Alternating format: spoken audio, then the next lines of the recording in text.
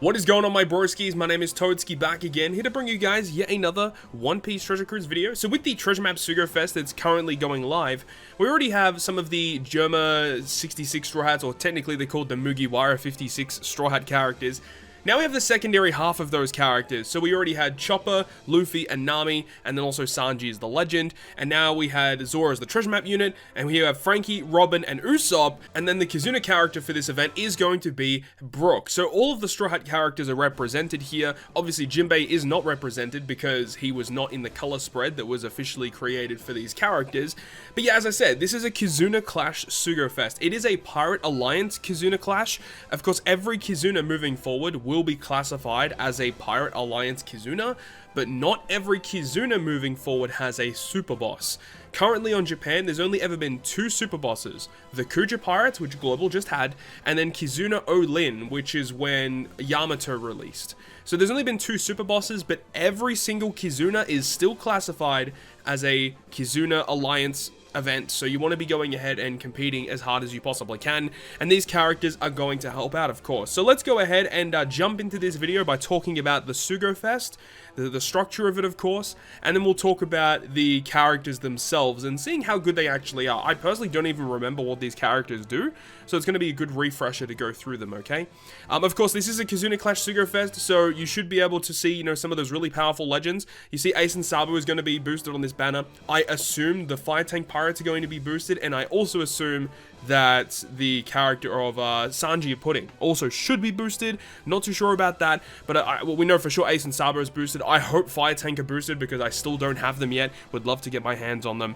But let's jump into it. For this SugoFest, the last wanted poster is going to be a class pickup SugoFest only character, meaning it's a character that's only pullable on these types of banners. So you can get one of the new Mugiwara 56 units. You can get like the Judge, the Brook from when Fire Tank first released. Basically a Kizuna Clash character or a limited rarity character that's only pullable on these SugoFests. You're guaranteed to get one on the first multi. If it's a red, it's guaranteed to be Ace Sabo, Fire Tank, or Sanji Pudding if they're available, and it is a 30 gem multi as well. So the first multi is actually very good. Then you've got a guaranteed legend or rate boost, everyone's favorite part of the SugoFest, a guaranteed recommended unit on number 3, which means that if it's a guaranteed recommended unit, it's guaranteed to be one of the units that are listed on the banner here, which is actually pretty good. You got the Usopp, the Robin, the Franky, Ace Sabo, Bonnie, Judge. So yeah, basically any one of those characters are pullable from the 3rd step. Then the 4th step is trash. You're guaranteed to get a new character on the 5th. That's actually pretty cool. The 6th is going to be Legend or Rate Boost, and Kizuna Clash only character, a Legend on the 8th. Yeah, it's pretty, like, typical stuff. I mean, nothing really too crazy. I don't really think you should, like, exceed, you know, maybe even multi-5. Like, after multi-5, it just seems kind of trash, honestly. Unless if you're going super duper deep and you want to just get every unit. I feel like at this point, it's probably worth to save pulling on Kizuna Clash SugoFest until Toki comes out, because Toki's like such an incredible unit in PvP, in regular content. I feel like that's probably the most valuable character for Kizuna Clash SugoFests moving forward. If you don't have Ace and Sabo, I feel like doing the 30 gem multi here is pretty valid. I think it's a pretty incredible option to maybe get your hands on that character and maybe some other cool characters along the way.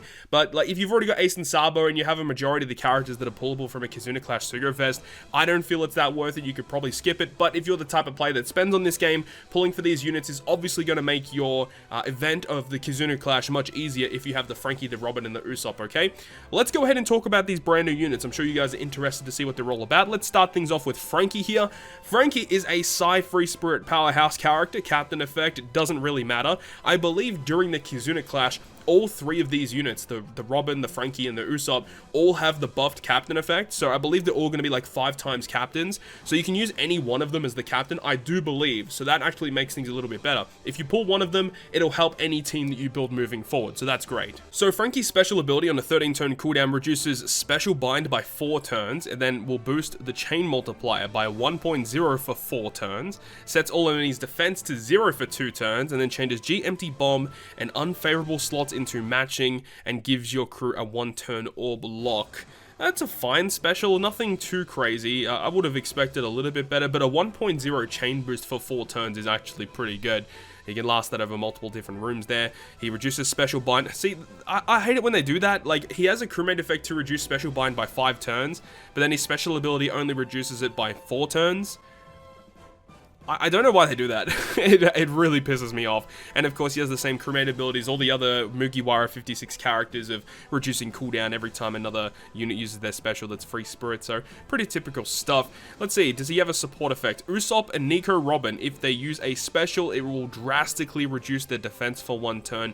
Unfortunately, it doesn't completely get rid of it. It would have been awesome if they just got rid of all defense with the support effect, like Onami, for example. But unfortunately, it's nothing too crazy. But you can still stack it with defense down conditionals, so there are reasons why you could use it. In Rumble, let's see, defense up and then CT reduction, which is pretty typical, and damage over time. Yeah, this character's bad in PvP. You do not want to use him in PvP. Like, Frankie just seems kind of average, but of course, he's going to be useful in the Kizuna. We already know he's likely going to be super effective against all types, so, you know, that's the new Frankie. But let's go ahead and have a look at Robin. So Robin's artwork goes absolutely off. So Robin is a free spirit cerebral. Captain effect is pretty bad, should be buffed in the event. 13 turn cooldown reduces damage reduction and threshold by 4 turns. I wish it was 5 turns. And then reduce damage that exceeds 5,000 for 1 turn, so you can tank like a death hit or something. And then boost, okay, attack against defense down by 1.75 for 4 turns. And then if you hit 3 perfects, drastically reduce defense in the next turn. That's pretty interesting. Okay, that's pretty weird, but it is kind of cool because technically, if you use it correctly, you're able to get like multiple turns of a conditional boost. I guess that does make sense. It's not broken though. The utility's kind of average in my opinion, and like the special, like 1.75 conditional boost, it's just like, like these units aren't like wowing me in any way, aside from that artwork though. And then also tandem slots are beneficial as a crewmate. She has that same cooldown reduction effect as well with her crewmate ability, so that's fine. And then her support effect to Nami and Frankie, if they use a special, it will boost damage dealt against defense down by 1.3. Okay, like those conditional boosting support effects typically haven't seen that much play, so I don't think that it's that important to have that effect, honestly. Like, this unit is pretty underwhelming. I'm actually pretty underwhelmed overall. So Robin in PvP, let's have a look. We have guard percent up level 5. It's a pretty useless ability in my opinion. And then CT reduction, and then 1 enemy for 2,000 attack with the highest attack, and then high defense character for defense down level 8. Like, again, like, pretty average, man. Like, man, I hope Usopp's really good, because these two characters have been pretty underwhelming. So here we have Usopp, who is going to be a Psy Shooter Free Spirit. Captain ability should be buffed in the event. Special ability 13 turns. Reduces attack down and chain multiply growth rate by 5. So why does Usopp get the 5-turn utility? Hello? Like... Okay. Okay, reduces all enemies' resilience also by 5 turns. That's weird that it reduces resilience, actually, because the Luffy, the treasure map Luffy reduces resilience as well. So it is weird that this guy also does that.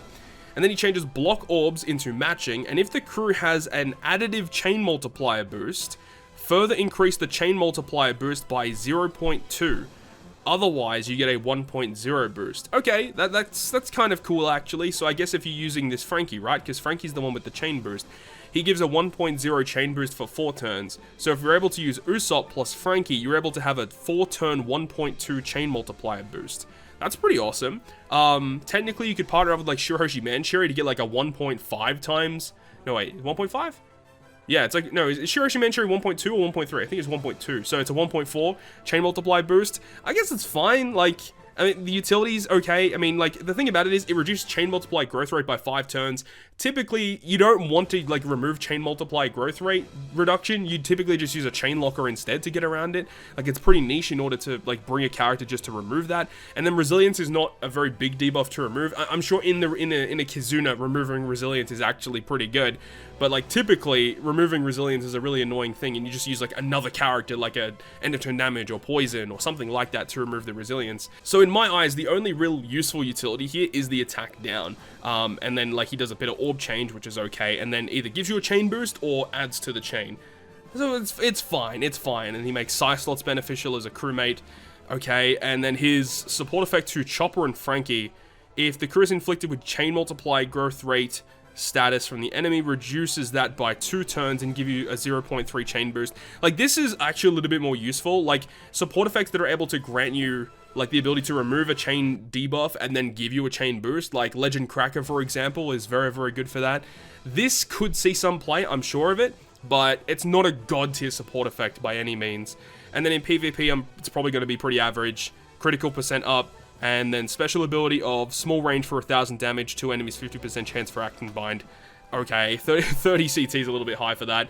So, you know, these characters, honestly, are pretty trash. I'm not that excited for these units at all. You know, we had, like, Ace and Sabo last Kizuna, which was, like, absolutely amazing. Everyone was excited for that unit. The one before that, where we had the Fire Tank Pirate release, and we had the Brook and the Judge. Like, the Brook and the Judge were actually, like, semi-good Replica characters. In this instance here, like, these characters are not wowing me in any sense. I don't think you need to pull here, honestly. You could definitely go with that pulling on these units, and just, like, you know, get them later on in another Kizuna clash whenever they're going to be available.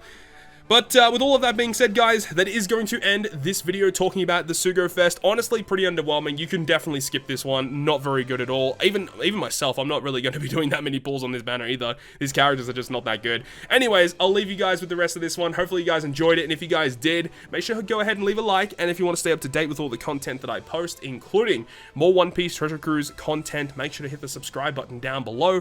But other than that, guys, I'll see you guys within the next video.